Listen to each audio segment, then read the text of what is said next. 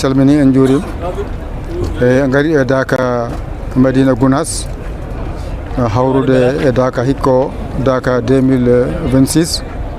joni noon ko an woni koɗo galle hannde emin nanduma e kirnol he ko kalanta min hen. Assalamu aleykum warahmatullah, salminde bandiraɓe e duwodirde mabɓe ñagade ɓe duwaw e hollidde weltare no fewi kadi e kirnol hande Daka ngol. Alhamdulillah ceerno ummima Daka ummima Madina gila caggal juulal takkosan o yettima ɗo kadi joni e Daka he. Bon alhamdulillah ko wowno tan addude yimɓe kala hitande ko wowno rendin ɗumen ɗo ko woni dewal muɗumen Allah pendant balɗe sappo taw ko dewal Allah laamgal yimɓe noon gummima dendagal aduna he partout Mauritanie, Sénégal, Gambie ha e ko nandi hen foof ari ɗo fof hawridde kadi e Daka o. Alhamdulillah golle ɗen fodde no jiiru ɗum ni ko noon tan no wowi wade kala hitande ni alhamdulillah. eyyi joni sa wiyama Daka holko woyi lulde nde no lulori kalnami ni ko pamɗa hen. eyyi kono mbimami ni ko lulle alliyankore e dewal Allah ɗum tan woni ko ceernajo noddiri e kala hitande ko noddata ɗum tan kono wowi noddude o meeɗa noddude yimɓe goɗɗum e ko wona ɗum balle sappo ɗe fof ko dewal Allah ñagade Allah e ñalawmaji sappo ɗi fof woni wasifaji muɗum e waktuji ɗi fof kañi fof ɗi juulete ko e dental ɗi kewani juldede e farde yani wadde balɗe sappo ɗe kanƴi fof no ɗe podiri sa yiiɗi mbiyaɗe koɗe dawa walla mbiyaɗe koɗe tarbiya par ce que goto fof ne ari nehde fittade muɗum ne ari kadi ustude tuuyeji mum e aduna par ce que balɗe sappo no woruno aɗa woni hen ala ko mbatta so wona dewal Allah ɗum noon kadi ko hunde yettirtede Allah no fewi eyyi ko ɗum woni balɗe sappo lulde nde jiiɗa nde ko lulde alliyankore tan mere nde jillani haydara ko lulde dewal Allah tigui nde jillata kadi hay hunde ɗum woni balɗe sappo ɗe jiiɗa eɗe mbaɗe ɗo e nder Daka. joni noon sa yama Daka holde fuɗɗi ko ganduɗa hen Daka holde fuɗɗi holde ɓuuri gandal ma. ɓuuri gandal am. joni o ceeren juuli toon garti ga en ni o saaha juula juulama 17h ha 17h15 ɓe juula gasni tan ceerno waɗani haydara goɗɗum ko Daka tan no hucci direct. laamu ngu ari walla laamu ngu waɗani? Haaɓe gari ɓe mbaɗi kadi golle baɗɗe fayida ɓe ndeni ceernajo guila ummugol makko toon to wuuro to ha yettogol makko ɗo kadi ha e gonalngal makko ɗo e nder Daka he foof eɓe daari darde wande fayida machallah. joni ko huccinaji o sawi huccina joni huccana ko juulal futuru caggal ɗum ko wadde wasifa caggal ɗum juule gueeƴe ceerno duwo cérémonie officiel waɗe ceerno duwo on sa yimɓe caako ha janggo garta kadi eko gonno e dow muɗum ko kadi woni wirduji ɗi e alhaaliji ɗi e kadi ne jeeya henne kadi ɗum jamma premier makko ɗo ceerno haalata no dewe Allah ɗe peccirte guila e wirduji ɗi neɗɗo foti wirdude pendant Daka o inchallah ma en nani ɗum ma waɗa ɗum expliqué kanko ceerno mo heewi sakkidde gueɗe kewɗe e oɗo kikiɗe hande puɗɗeteɗo guila e salatul fatiha ha e istighfar ha eko nandi hen foof mo haala ɗum kanko khalifa o. e joni ko majjatoɗa Dental Dina TV. eyyi PD TV golle moon jooɗi peewi musidɗo moon Mouhamadou Ali Dia darinoɗon e haala noon inde ceerno Yahya e weltanade ɓe kadi e ñagade ɓe duwaw golle batteɗo ɗe fof wonno ko aduna o foof waɗante ɗum wona région keeriɗo walla wuuro heeri ko aduna o foof rendi ɗum par ce que ko waɗa ɗo ko fof ko aduna o waddante ɗum ko aduna o kadi ñagante ɗum eyyi ɗum noon ko ñagade ɓe kamɓe bandiraɓe duwaw no fewi kala mo Allah hawridini hen yo Allah addu ɗum mo wuuri kala mo hawrani kadi yo Allah addu ɗum inchallah ɗum noon on calminama on juurama. ɗo kadi oɗo kadi adi ko musidɗo wiyama Abdoul Habib yette Ly hangone waɗa haala hen hunde musidɗo makko Habib nam ceerya salamatullah barakatuhu annene hol yiyannama e ñalam hande o e kisol ngol. alhamdulillah rabbil alamin en Allah rokkino tawde rawane kadi en tawama hikka kadi Allah rokkino tawde sahaji kewɗi ɗon no ɗum ɗo ko dokkal Allah wona ko ɗaɓɓita Allah tan ƴetti wela waɗi kadi eɗen gandi ɗo kala ko neɗɗo arani ɗo ma heɓ ɗum woni mo dañano ko cikkiɗiɗo wonde dañata o woni mo dañata o ɗaminiɗo mo dañata o ko on cikittoɗo mo dañata ko on won dañani kono ɗo dendagal ko adduma ɗo ko ma dañ ɗum ma dañ ko ɓurɗum nde wonno Allah kala ko felliti wadde e moƴƴere o fewno ɗum ha feewa no Allah addi en yo rokku en tawede sahaji kewɗi kadi kala dendagal moƴƴere wonde ɗo e daga yo Allah rokku en ɗum o rokku en ko ɓurɗum kadi dendagal gadduɗo haaji muɗum ko andi e ko anda ko tini e ko tinani Allah no jogui foof omo wawi foof enen noon eɗen ñaagui dendagal ko moƴƴi e meɗen ko ganduɗen koye ganda ko moƴƴi e foof e dendagal ɓiɓɓe julɓe yeɓoɓe Dakar TV dental Dakar TV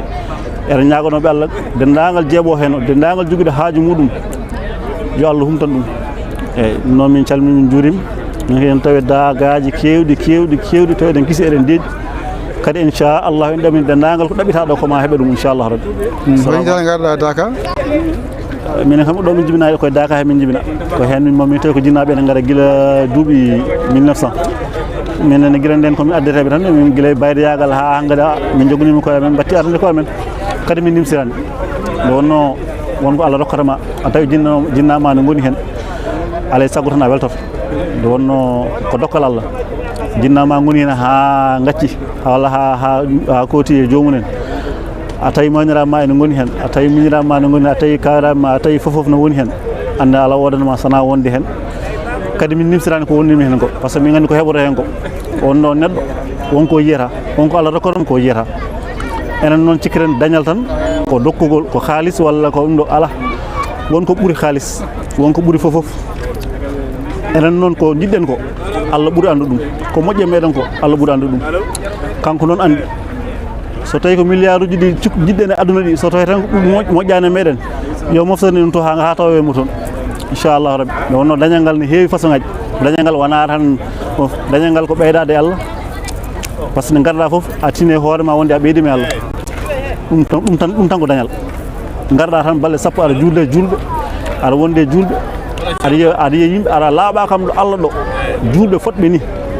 e rennude dental gotal ɓe jiiɗa eɓe a yiyani ɓe ganduɗa eɓe aɓe anda jinneji e maleykaji foof ene gara en tawe aɗa laaɓa ɗo Allah ɗo kam duwaw ruttatake ɗo inchallahu kadi duwaw ruttatake ɗo ɗum waɗi neɗɗo kala ko duwiɗo hoto feccu sikke wonde ko dañi ɗum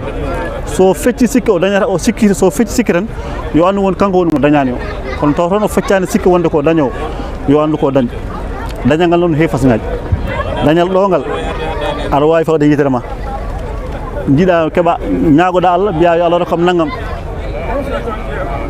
to so rokkimi aduna he fewata e ma o moftanma ɗum ha tawoyama kadi ñaagoɗen ha heewa nde wonno ko jogui ko o ala ko waddata hen o ala ɓiɗɗo muɗum o ala debbo muɗum o ala hay hunde muɗum ko enen o jogani ɗum noon dendagal ko jogui e moƴƴereji e mawnude e hewde yo rokki en ɗum o rokka ɗum kadi dendagal ɓiɗɗo julɗo woni aduna e foof ceerya min beltima min ñaguima duwa min ñaguima kadi dendagal jeeɓo aya o dental Dakar TV yo Allah humtan ɗum haaju muɗum ɗo woni foof e aduna he noon to wawi wonde aduna e foof yo Allah humtan ɗum haaju muɗum assalamu aleykum wa rahmatullah assalamu aleykum wa rahmatullah wabarakatuh ahlul sukaɓe Dakar min kay min haala ko mewo halisa oɗo ko woni Adama Ndiaye oɗo ko musidɗo meɗen o ko musidɗo meɗen Adama Ndiaye Adama ki da ngay wér moom bëggoon nga sànni si cadre rek mosoo ñëw Dakar sa premier Dakar nga ñëw fekkee Dakar bi nan nga gisee Dakar bi ren di wax salaamaaleykum wa rahmatullah ginnaaw bu ñu nuyoo suñu mbokk jullit yi ñu fekk fii yëpp di amaan mbégte ak kontaante boo xamante ni amul fu mu yem parce que mën naa ni chaque année dama ko daa dégg at yu bari passé na mais heure bu ma fi bëggee ñëw ñu am ay wax yu ma wax ñu ne ma sori na tàng na après ma comme tamit foo xamul rek dafa dañuy yàq sa xel waaye nag foo war a dem ala kulli aale bala ngay dugg ci suuf di nga fa dem te loolu laa jàpp te loolu laa gëm xam ni sama àpp pour ñëw fii dafa jot te di ñaan suñu borom daal yàlla nañ ko teewaat ay déwéni déwén ñun ñëpp nii ñu ko fekkee te tal ko yàlla ñu suñu borom def ko tamit ñu fekk ko at ko déwén sëriñ bi nga xamante ni ginnaaw yàlla moo ñu fi dajale yàlla yokk wéram kàttanal ko oyofal ko yen bi guddal fanam te mu ànd ak wér ba lépp lu fi waay ñaan yàlla na ko yàlla nangu te yàlla doole def jàmm ci réew mi ci barke Mouhamed si di aman mbégte daal man daal wax dëgg yàlla sama xol dafa set boobu ba léegi maa ngi xool di natt gauche droite fu ma xool rek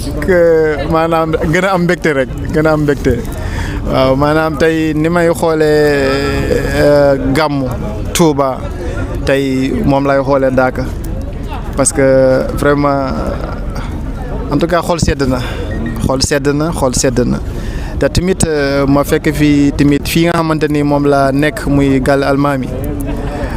may jël si ñoom référence yu bari parce que tey bari na jikko yoo xamante ni jël naa ko si ñoom copié naa ko si ñoom dama ko copier si ñoom parce que gis naa ni amuñu xàjj ak seen famille lañu te wane nañu famille lañu bokku ndey bokku baay man sax damay rus pour wàcc nekk seen biir parce que fi ma teg rek daanaka da ngay xam ni fii tawféex moo ngi fi Médina Gounass tawféex moo ngi fi waaw tawféex moo ngi fi wax dëgg yàlla waaw parce que en tout cas daa sant naa bu baax di la sant yow tamit parce que vraiment tamit gis naa ni ñu nekk kër ga ak ni ñu mel ni ñoo bokk ndey ak baay ñun ñëpp nag te loolu tamit dafa am lu mu def si man loo xamante ni tey fu ma ñibbee tamit loolu laay bëgg di wane waaw loolu laay bëgg di wane parce que loolu laa gis si yéen tey fi ma nekk mën naa ni sama kër laa sentir ni fa laa nekk moo tax bu doonte dama fi am weer sentir naa ni maa ngi sama kër kon sant naa yàlla bu baax di sant tamit waa kër ga Pa Siraja Pa Tidiane sama yaay Tulay ak Adama maa ngi sant ñëpp bàyyiwuma kenn si kër gi waaw maa ngi sant ñëpp bàyyiwuma kenn ku leen juum waaw kontaan naa daal am naa mbégte bu baax a baax di gën a ñaanal la sëriñ bi tamit yàlla guddal fanam daal yàlla na yàlla guddal fanam wéral ko kàttanal ko waaw ba lii mu mën ren yàlla na ko mën déwén si barke Mouhamed lépp lu fi waay ñaan tamit te nga andi fi say aajo yàlla na ko yàlla nangu ba bu déwénee di nga xam ne suñ borom nangu na ko si kàttanu yàlla incha allah man mii tamit ñaan naa yàlla ba bu déwénee tamit naa indi sama njaboot yorol sama lu ma moomal sama bopp ba nga xamante ni dinaa mën a jël sama njaboot andi leen si jàmm ak salaam ñu fekk ka te tal ko incha allah wasalaamaaleykum wa rahmatullah jërëjëf.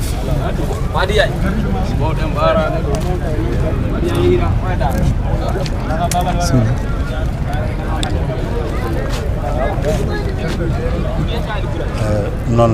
ha joni ko hen gonɗen en jii musidɗo men oɗo o meeɗa arde Daaka o wiyete ko Adama Ndiaye hande Allah addimo Daaka kadi o ñaguima Allah dendagal hitande fof yo ar ɗum noon koye moƴƴ ɗum fof jeeya koye moƴƴere Daaka jeeya koye cakkude Daaka jeeya koye cakkude Daaka